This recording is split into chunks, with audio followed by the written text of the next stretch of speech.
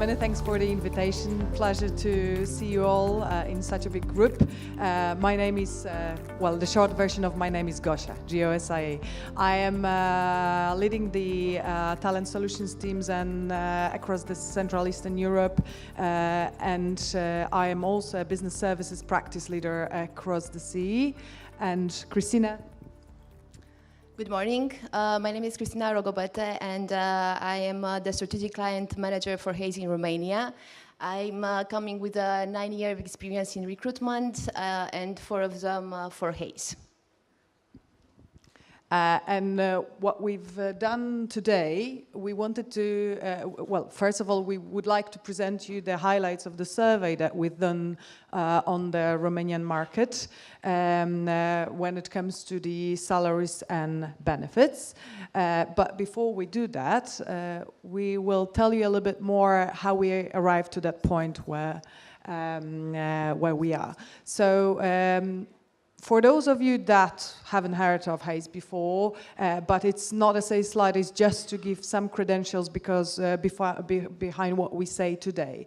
We are a global firm specializing in professional staffing, white-collar staffing across the world, operating across 33 countries, employing over 10,000 people. And within the Central Eastern Europe region, we've been present for over 15 years and 5 years in Romania. And since the very beginning, we've been working very closely with business services sector, having placed thousands of people within the business services centers across the region. And as a matter of fact, over 1,000 employees within the Romanian business services centers per annum. We've been doing something right because we also are named to be the best recruitment firm and best executive search for of the year within the CE industry of business services. And we also know your pains very well because our own EMEA Center of Excellence is located in that region. So I have been leading that center for a few years, and I can reflect some of your doubts and questions and fears. So maybe moving on to the survey itself, we have developed the survey based on all the best know-how that we have within HAYS. Being a global professional recruitment firm, there is an awful lot of know-how coming from all our regions. We are developing surveys as HAYS, but also with partners like ABSL. As a matter of fact, we've been partnering with ABSL for over 6 years now. 6 years ago, we started to be the HR strategic partner in Poland. 2 years ago, we partnered with ABSL in Romania. And most recently, we also developed a report together with ABSL International covering 10 different countries and 20 different locations. So based on that know-how and experiences, we, beginning of this year, we have come up with the ABSL to develop a survey focused on the local business services market here in Romania. And the results of that survey, Cristina will present in a second.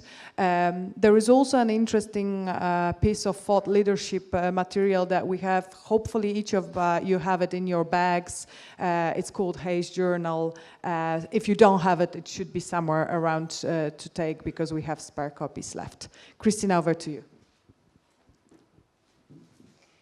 So basically, the idea of developing a salary and compensation survey in partnership with ABSL started from the need to identify in the discussion with the companies to have more in-depth information related to this specific information.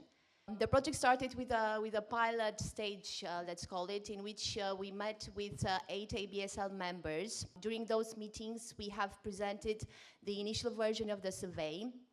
And at the end of those discussions, we have added additional questions or additional job areas in order to be able to meet the company's need for such information.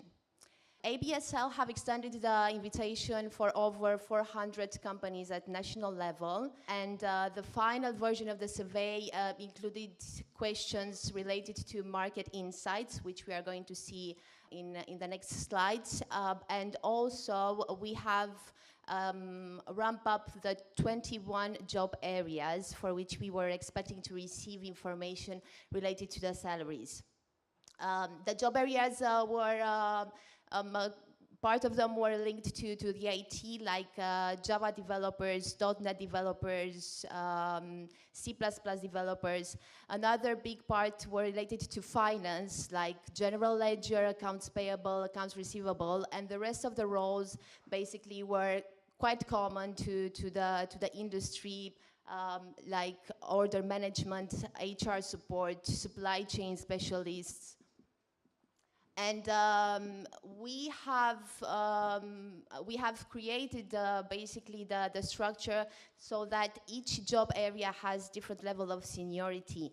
And if, for each level of seniority, we have provided a definition in order to assure that the companies are aligning to the same level of understanding when it comes to those specific seniorities.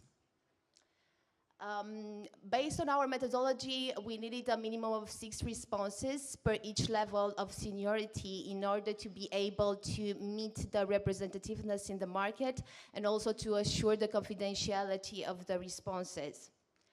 At the end, 19 companies have participated to the survey from the country level. Okay, so when it comes to the profile of the participants, the big majority of them, like 30%, almost 30% were coming from commercial and professional services. The next one, big part is represented by the informational technology. And the third big component when it comes to the profile of the participants is represented by BPO mainly. So what you see there in terms of others are BPO type of companies. In terms of the organization type, the large majority are represented by internal unit captive centers and commercial providers. And the size of the company, 90% of the companies are basically employers with over 100 employees. And there is quite a significant number for the companies who have over 1,000 employees. I was saying previously the fact that except of the information that we tried to gather related to the salaries and the compensation itself, we included in the salary survey also information, some questions, in order to have some insights that would help us put into a context the data related to the salaries and benefits. And one of the information what we tried to gather is related to the level of automation. I know the previous KPMG presentation had included this information as well. The data are quite similar in the sense that the majority of them, 90% basically of the participants are implementing in present at least a low level of automation, a basic level of automation, out of which 13 have already advanced process automation included in their processes. The level of automation, it's a subject that we have discussed it a couple of times. It's a hot topic when it comes to the trends into workforce nowadays. And what we have presented also in last year at ABSL conference in Cluj related to automation was the results of a study that showed that in the future, 35% of the skills which are considered to be important today will be subject to change. And that significant change will most probably trigger some changes related to how the companies are positioning the salaries and also the benefits in the market. One other topic that we wanted to put into the context of the survey was related to the plans for future expansion and increase of the headcount. And as you can see on the chart, almost 60% of the companies have expressed their intention to expand their activities, either for present customers or for new customers, while only 13 of the participants do not intend to have a change in their activity. And of course, this expansion of activities is triggering the expansion of the team, of the company structure. We see that the almost 3/4 of the companies have stated that, yes, they do intend to employ new headcounts in the next 12 months, and yes, they plan to increase the headcount. The average was 154 headcounts to be increased, while the maximum number of the FTEs responded in the survey was 500 FTEs to be included in the company structure in the next 12 months.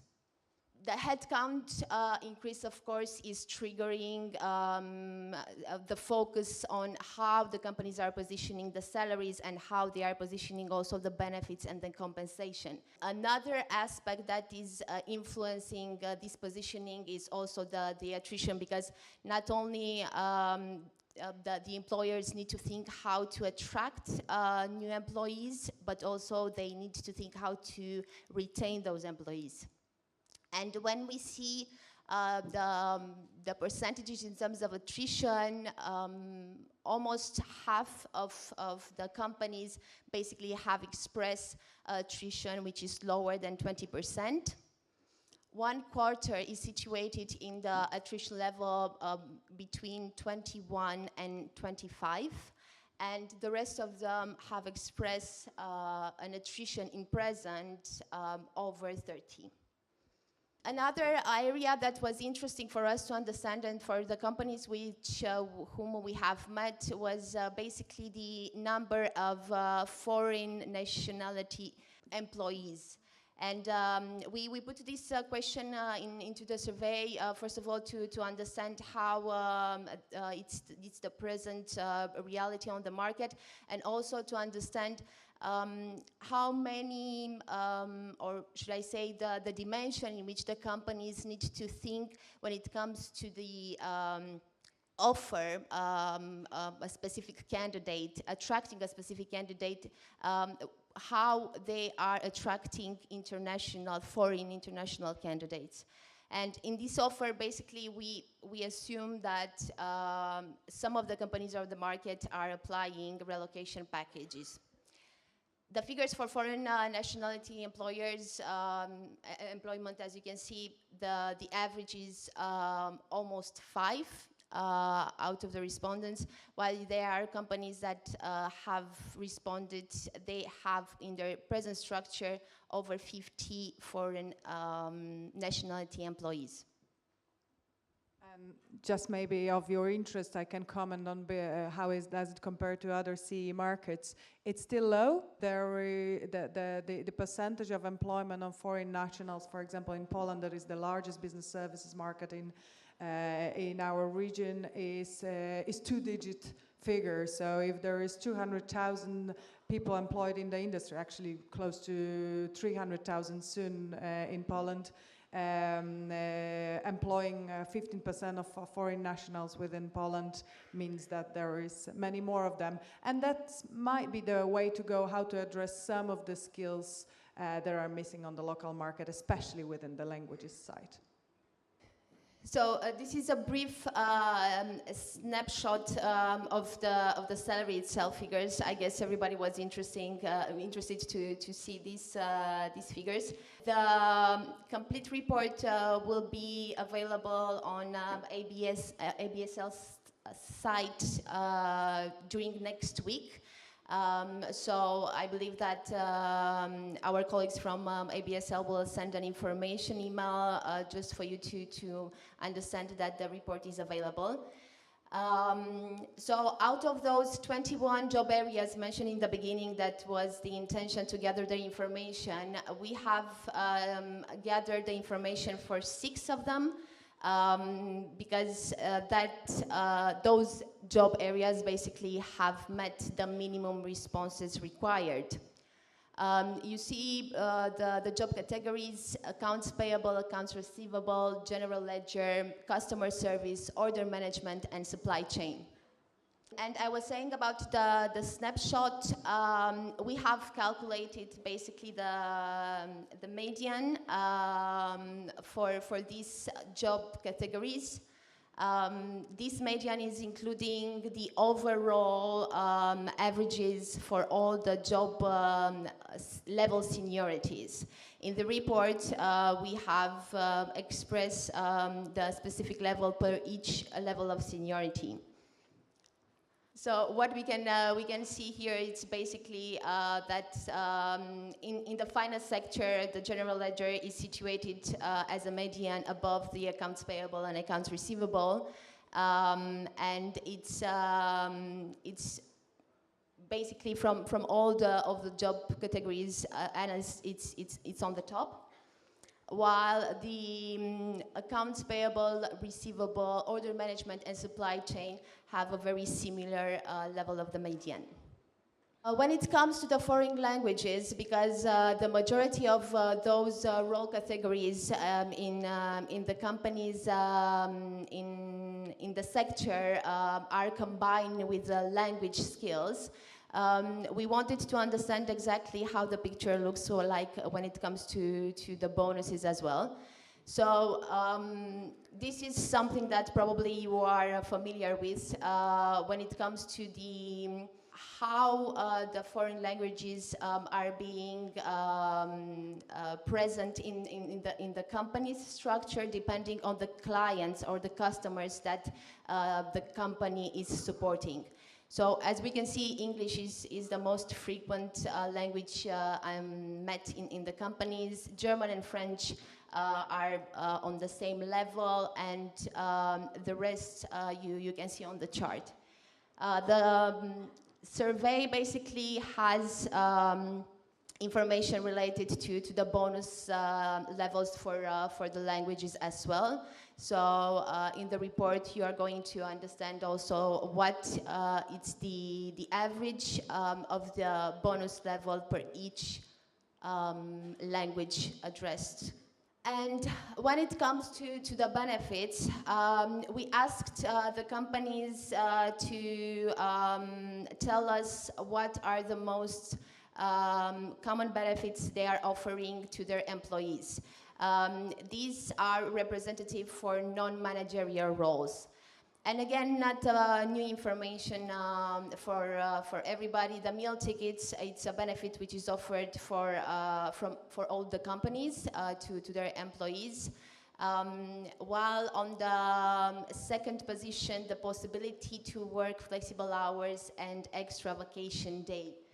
We have understood, evaluating this picture, was that several of the benefits are related to flexibility. There is the flexibility of work schedule, there is the flexibility of work environment. So the conclusion that we can draw is that the companies are focused today to put as much as flexibility they can when offering a specific candidate for the job. We have asked also the differences between the benefits of non-managerial roles and managerial roles. We have identified that 75% of the respondents are offering company car for private use for managers. Again, this is information that you are going to identify on the final report. And I also allow myself to compare Romania to the other countries. The data is presented on the slide is not exactly in the same format since it comes from ABSL reports in those three countries, so the question differs slightly, but you can see the main differences. There's not that many. The differences that are there are probably driven by the fact that in some of the countries, for example, Poland, annual leave for those that have over 2 years experience after their graduation is already 26 days, whereas Romania, the lowest by law is 20 days. So high on the agenda is the additional leave day. Similarly, in the Czech Republic, whereas in Poland it's only given as part of loyalty program, so the longer you are with the company, the more vacation you may get, but it's not popular. Similarly, Czech Republic and Romania, high on the agenda has the meal vouchers, meal tickets, you can call it different ways. It's not that popular in Poland. However, in Poland, the top one is the private medical care, again, driven by the probably state of our public healthcare system. But in essence, those benefits packages are similar. The differences are in salary, and especially when we look at the salaries from the total cost of ownership and total cost of employment. The total cost of employment, although the base salaries, when you look, for example, to be comparable, the capital cities, Warsaw, Prague, for example, and Bucharest, the base salaries are similar, Bucharest being slightly lower, but when you add the employer cost, then Czech Republic is the highest because of the employment cost of close to 30%. So when any of you are interested on comparing how Romania compares to other countries, I also refer you to the ABSL report that we've done a few months ago with ABSL International, comparing 20 main destinations across Europe. It's also available on the ABSL websites and also HAYS websites. If you're interested, you can also contact us to get a copy. It shows you the differences between the countries, and when you want to bring more businesses into Romania, you know what locations you're competing with. Just to close down today's presentation, because we are already short on time. So the first conclusion is that the salaries will be affected by the headcount growth that is expected in this country, both by existing companies that increase their number of headcount, but also new investors coming to Romania. And I'm talking to investors every day, and I see that Romania is very often on the short list, and it's important for the country to continue to bring new investors. Some of you may say, well, but we even be more saturated. No, the more companies there are in the country, the bigger the sector, the more skills are available, and actually the less pressure there is, because the more companies are actually producing new talents for the newcomers. Similarly, on attrition levels in Romania are quite high comparing to the other countries. However, there is more that you guys can do to drive it down, and it's not always paying more money. It's actually offering those benefits and those way of development of talent that they stick to your companies, because it's not always about money. The job content is important, the ways how you develop their talents, how you sell the opportunities within the company, and how you invest to those guys. It's a generation Y, they are very impatient, but it can be managed. The benefits package we already discussed a lot. It's also including the flexibility arrangements and all those small little things that don't cost that much but actually make the workplace attractive. One more remark that we wanted to do is we are quite actually surprised that within the first year of that survey, we have got 19 responses, where we've seen from KPMG that after 4 years, so there was 40 responses for the general industry report. So we're quite pleased with getting the 19 responses, and many thanks to all of you who has shared their data with us. But if we want to have even better results, even better and more representative results, please join the survey next year, because it will benefit all of you, and you will all have the better insights about where the industry is going and how your company is positioned on the market.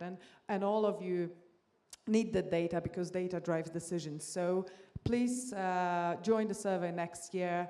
And for today, thank you very much. I don't think we have enough time for questions and answers right now, so both myself, Cristina, and Ilona will be available to take any questions later on in the lobby. Thank you.